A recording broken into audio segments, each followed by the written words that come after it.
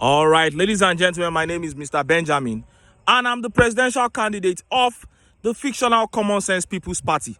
And yes, it was another day in court for His Excellency Peter Obi and his team of beautiful, intelligent, magnificent, and extraordinarily hardworking lawyers. And there was so much confusion in the camp of the enemies.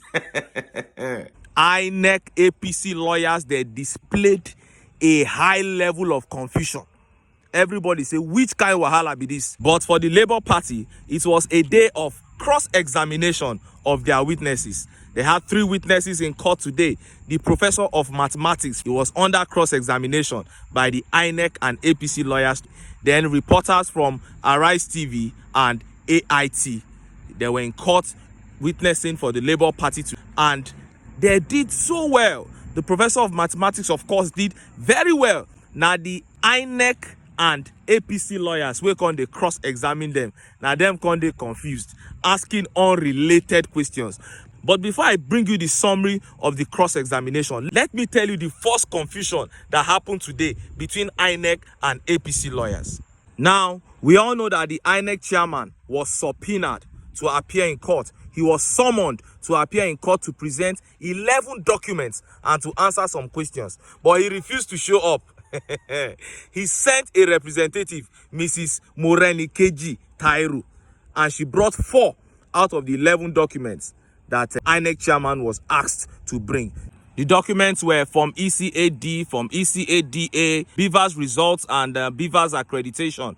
But the most notable of those documents was one called from EC9. That's the one that contains TINUBU's biodata. You know, that contains his name, his age, his state of origin, his gender, his academic qualification, as he submitted it to INEC for screening.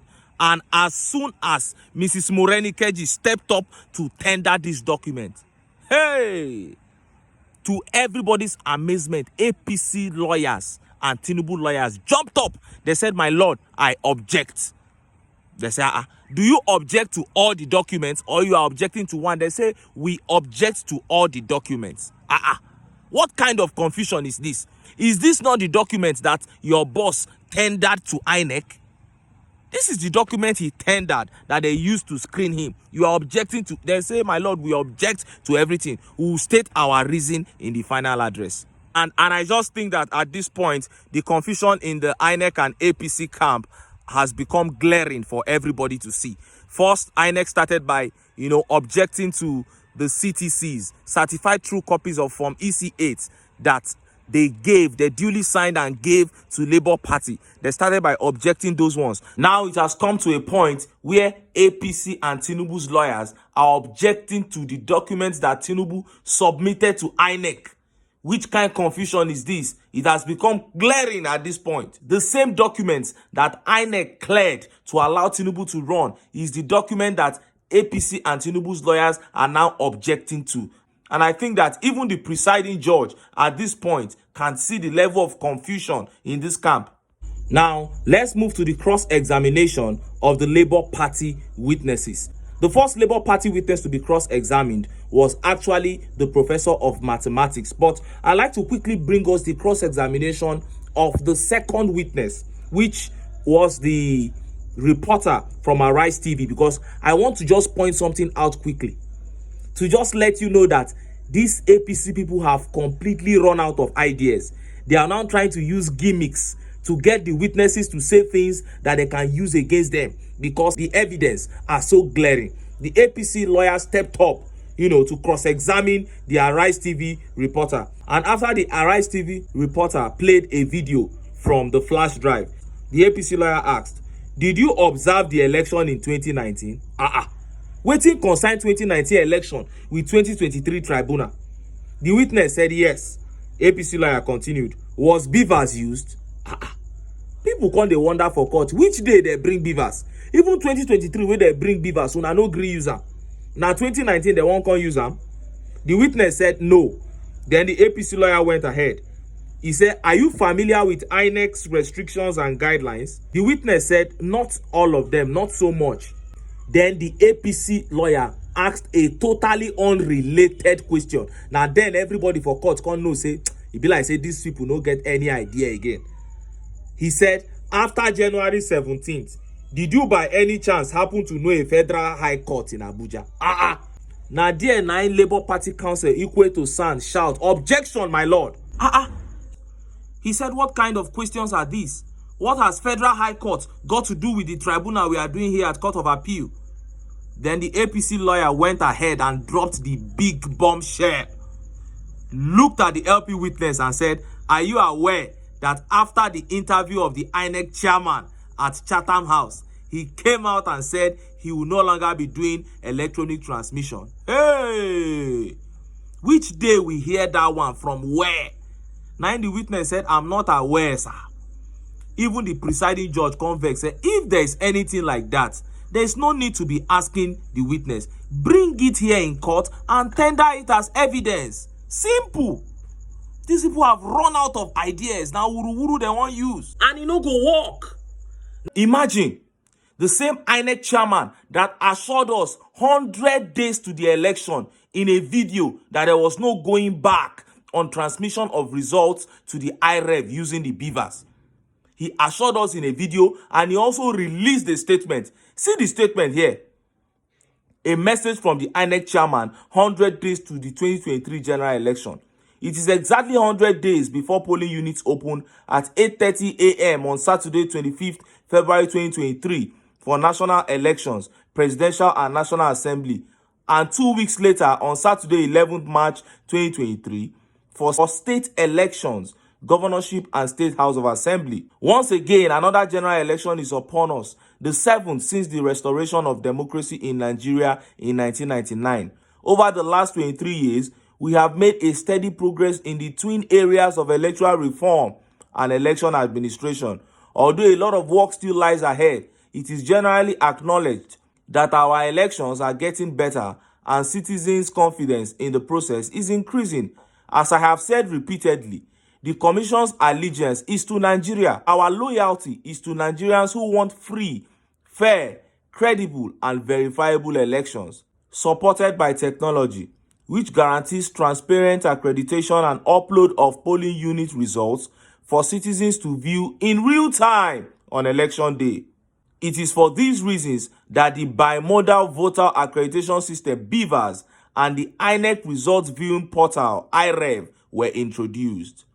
There is no going back on the deployment of BVAS and IREV for the 2023 general election. You don't hear Amba?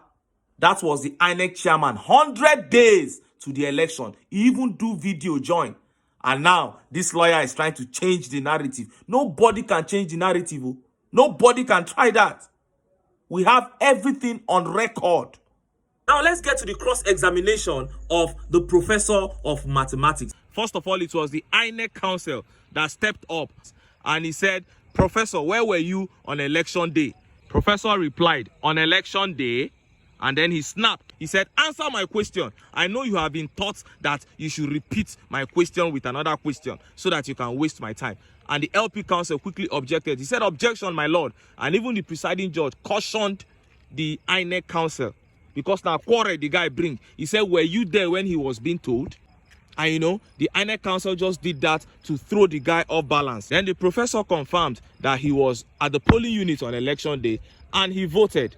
Then he asked him, apart from the 18,088 blood results sheets on the IREV, what else did you see on the INEC portal? He said he saw some other things that were not related to what he was analyzing, like the results for the senatorial election and House of Reps. Then in one of the paragraphs of Professor's witness, he referenced that INEC did not follow the electoral guidelines. So the INEC counsel now said, are you an election expert? Then the professor answered. He said, it depends on what you mean by experts. Then the INEC counsel said, how can you know that INEC did not follow the electoral guidelines? The professor answered by saying, by my understanding of the electoral law, you are supposed to transmit results to the IREV from the polling unit. And you didn't do that. Then the INEC counsel said, you used Form EC8 from Labour Party agents to make your findings.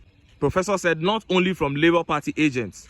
He said, but you did use from Labour Party agents. Professor said yes. Then he said, okay, did you attach the Form EC8 to your statement? A professor said, I believe they have been tendered in court. The INEC counsel asked again, did you attach the Form EC8 to your statement? The professor said no. Then the INEC counsel asked, when did you finish your data analysis of the election? And the professor answered, 19th of March 2023. And the INEC counsel said, my lord, that will be all for my cross-examination. And next stop for cross-examination was TINUBU's lawyer. And some of the highlights of TINUBU's lawyer's cross-examination was when he asked the professor, he said, you sampled Rivers State and Benue State in your statement. Who won in those states? Professor deliberately refused to answer that question because, INEC declared APC winner in Rivers and Benue. So professor said, I don't know who won in those states. Then TINUBU's lawyer asked again, you don't know who won? Professor answered, who won is different from who INEC declared. Then TINUBU's lawyer said, you used 2 states that APC won. Then the professor answered, I can't say who won for now in those states. Then TINUBU's lawyer said, what you did was sampling. Professor answered, no, I used exact data. Then TINUBU's lawyer went ahead and said, why did you use only Form EC8As, which are polling unit results? Why didn't you use Form EC8Bs and Form EC8Cs, which are wards and local government results? Then the professor answered, he said, I used only Form EC8As, polling unit results, because if anything goes wrong from the polling unit, then the entire result will be faulty. That's a brilliant one. And you have to give it to the professor there for standing his ground as regards the question of who won in Benue and Rivers State. What the INEC counsel was trying to do there was to get him to go against his own statement by saying that APC won in Rivers and Benue. If he had said that, he wouldn't have been given an opportunity to say that it was Labour Party that actually won those states, but INEC changed the results. So, and that would have been used against him. So he actually did very well there by standing his ground and answering that question indirectly. So that was brilliant. Then on to the last witness for the day, Ijeoma from AIT. She stepped up and then she played a video of the INEC chairman saying results must be transmitted in real time using the beavers from the polling unit to the IREV. And when it was time for cross-examination, the INEC counsel stepped up and said he had no question for Ijeoma. Up next was TINUBU's lawyer, and he asked the witness, did you anchor the video? The witness said yes. He said, were you the cameraman? The witness said no. Then TINUBU's lawyer said, how did you get the video? The witness said the video was streamed on Facebook and YouTube. So she just went there and she downloaded it. Then TINUBU's counsel asked a funny question that they had been asking all the reporters. He said, the INEC chairman who made this statement, is he still alive? Then the reporter said to us, at the time I left home to come to court, he was still alive. But now, I don't know. Now everybody for court bust laugh. May una continue to dey ask us, is he still alive? Is he still alive? Which kind of mumu question be that? And then the presiding judge adjourned the case to Monday, the 19th of June, 2023. Anyhow, where it be, we go continue to dey give una updates until that time go come. Make I for fit continue to dey give una updates.